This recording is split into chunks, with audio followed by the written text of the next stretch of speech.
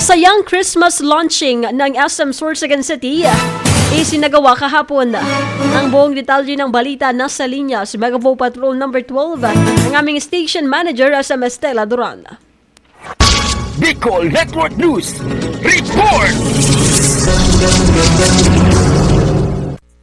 Isang malaking kaganapan ang isinagawang Christmas launching sa SM City Sorsogon kahapon Nobyembre 10, 2024 sa presensya ng media at ng mga mamimili. Inumpisa nito ng maikling programa na sinalihan ng Grade 1 and 2 at sinundan ng Grade 3 and 4 pupils ng VIP Learning Center sa kanilang pagsayaw sa musika ng Kapaskuhan. Sinundan ng welcome remarks ng Assistant Mall Manager na si Miss Catherine Clarice Santiago. Samantala, sumaya lalo ang mga manunood nang tawagin ang mga guests galing sa Kamsur na Milaor Gay Majorettes na nagpakitang gilas sa kanilang pagsayaw at pagpaikot ng baton habang nag-iikot mula sa unang palapag ng SM hanggang sa ikatlong palapag, pero hindi alam ng mga Gay Majorettes na may malaking sorpresa ang SM City Sorsogon sa kanila sa pagbigay sa mga ito ng regalo na naka-backpack, gift certificate at cash na 30,000 pesos. Labis ang kasiyahan ng mga taga-Kamsur dahil sa hindi nila inaasahang makakamit sa pagpunta dito sa Sorsogon. Ayon sa mga namamahala ng SM, dapat lang mabigyan ng mga ito ng ikasasaya nila dahil isa ang Milaor sa labis na naapektuhan ng bagyong Christine. At pagkatapos ng pamimigay ng regalo sa Gay Majorettes ay nag-countdown na para sa pagsindi ng mga ilaw ng malaking Christmas tree sa loob ng SM City Sorsogon, pati na rin ang mga gumagalaw na Santa Claus na pinagkaguluhan ng mga manonood lalo na ng mga bata.